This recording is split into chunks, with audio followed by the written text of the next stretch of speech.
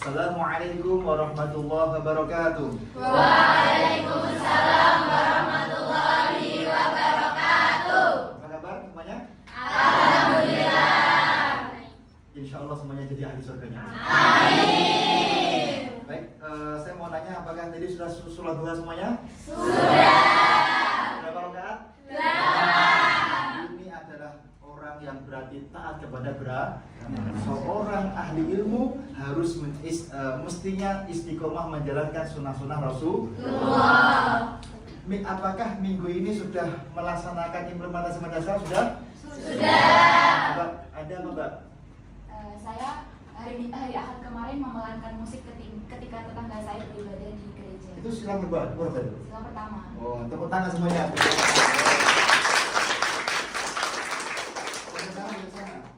Saya kemarin melerai teman saya waktu berantem. Berantem. Iya. Itu silang berapa itu? 5. Tepuk tangan.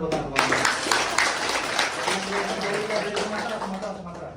Saya kemarin beserta kepada saya untuk membagi bansos secara merata. Bansos Sumatera luar biasa ya.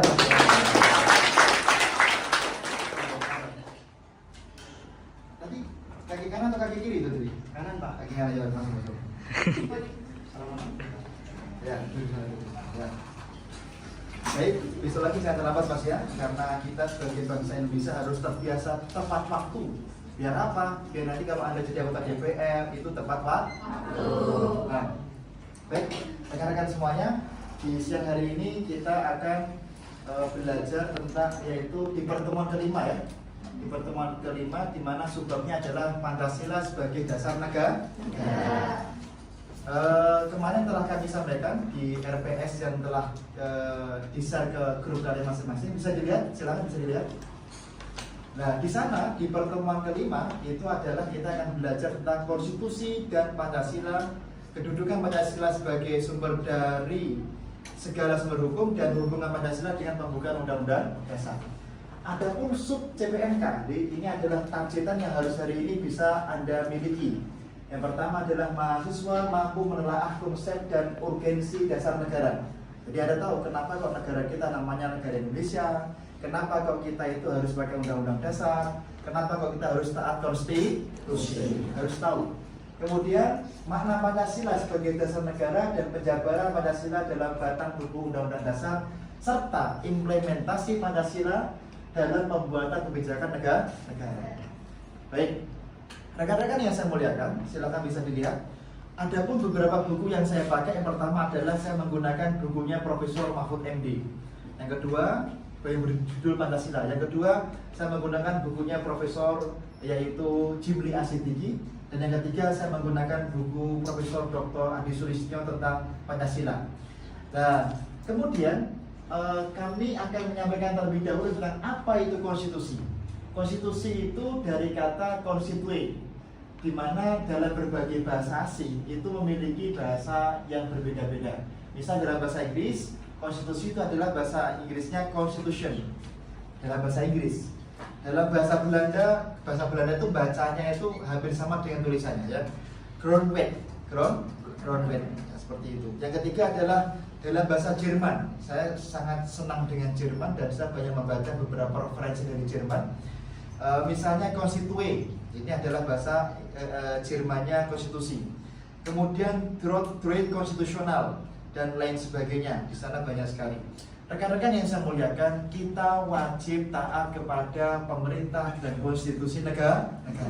Karena negara kita adalah negara yang dibentuk dan dihadirkan serta diperjuangkan oleh para yaitu founding father negara kita melalui sebuah perjuangan yang nyata. Maka di dalam superfasum negara kita, di sana ada kalimat atas berkat rahmat Allah dan seterusnya itu. Berarti apa? Itu merupakan perjuangan yang luar biasa dari para pendahulu. Maka kita wajib untuk melanjutkan perjuangan daripada seluruh daripada para pejuang negara kita semuanya. Paham apa tidak? Paham. Ada pertanyaan? Oh, silakan. Dari mana? Dari Filipina ya? Masuk dari Filipina ya? Silakan. Kenapa negara kita bukan dengan Islam? Tolong jelaskan dari perspektif hukum Islam dan internasional. Baik, Mbak Mbak Devita dari Filipina. Jadi negara kita kenapa kok tidak menggunakan nama negara Islam? Kalau kita kaji dari perspektif hukum Islam, ada satu kitab karya Imam Ibnu Jarir At-Tabari berjudul Tarikh Ibnu Jarir At-Tabari. Dikatakan di dalam kitab itu bahwasanya Kanjeng Nabi ketika hijrah ke kota Madinah, dawuh kepada Sayyidina Ali, "Ya Ali, isna'id dustur." Tolong buatkan saya sebuah supreme of the land, sebuah undang-undang dasar yang mengatur kota Madinah, kota Yasrib saat itu. Sayyidina Ali terus matur Kanjeng Nabi, sudah selesai Kanjeng Nabi? Saya terjemahkan gitu kira-kira. Buka sendiri nanti di kitab itu 15 jilid kitabnya. Nah, ternyata, loh, ya Ali, umhu hada wa hada, tolong hapus dua kalimat ini.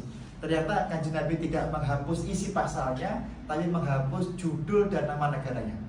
Sayyidina Ali mengusulkan negara Islam Madinah, kemudian Sayyidina Ali mengusulkan dengan nama Undang-Undang Islam, Undang-Undang Islam Rasul atau Undang-Undang Islam Madinah. Ternyata Kanjeng Nabi menghapus cukup dengan negara Madinah dan Undang-Undang Madinah atau Konstitusi Madinah. Maka apa pengertian Madinah? Madinah dari kata madain yang artinya welfare state, sebuah negara yang menjunjung tinggi adanya human rights atau hak asasi manusia.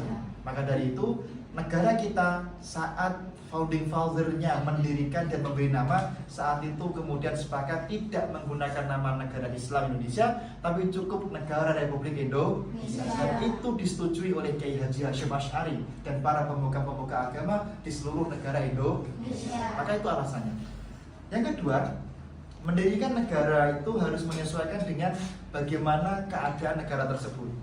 Kalau kita mengacu pada teorinya Lawrence Friedman, Profesor Lawrence Friedman, seorang pakar dari Amerika Serikat, beliau menjelaskan bahwasanya suatu negara itu harus memperhatikan satu substance, yang kedua culture, dan ini culture-nya. Ternyata apa, negara kita itu agamanya beda-beda, tidak cuma Islam. Maka jangan paksakan kalau negara kita pengen menjadi negara baik, kita jadikan negara Indonesia negara Islam Indonesia. Cukup untuk menghargai toleransi dan moderasi beragama serta implementasi Pancasila, kita cukup katakan negara Republik Indonesia. Baik, adik-adik semuanya, apakah sudah paham? Sudah paham? Oke, sekarang saya kasih PR, tulis.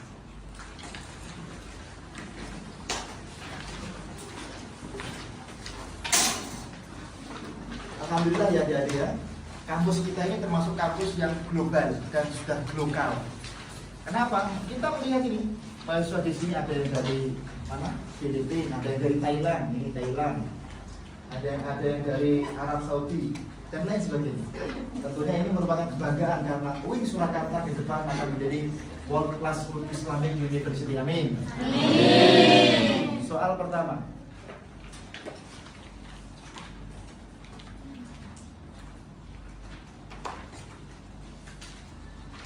Bagaimana cara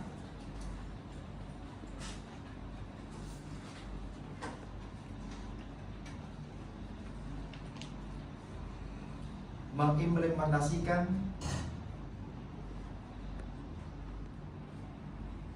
Pancasila dalam sebuah peraturan perundang-undangan? Pancasila dalam sebuah peraturan perundang-undangan.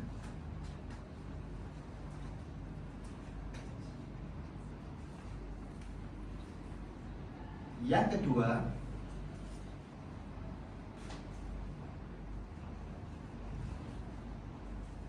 sebutkan 5 teori tentang ideologi bangsa.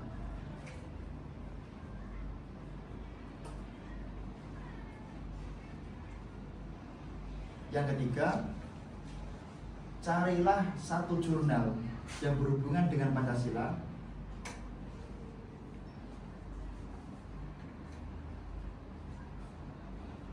dan tulislah novelty jurnal tersebut.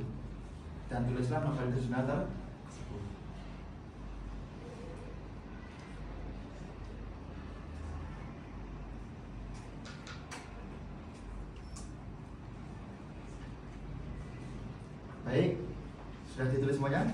Sudah. Ada pertanyaan? Tidak ada? Baik, untuk ice breaking kita 2 kali tepuk pramuka.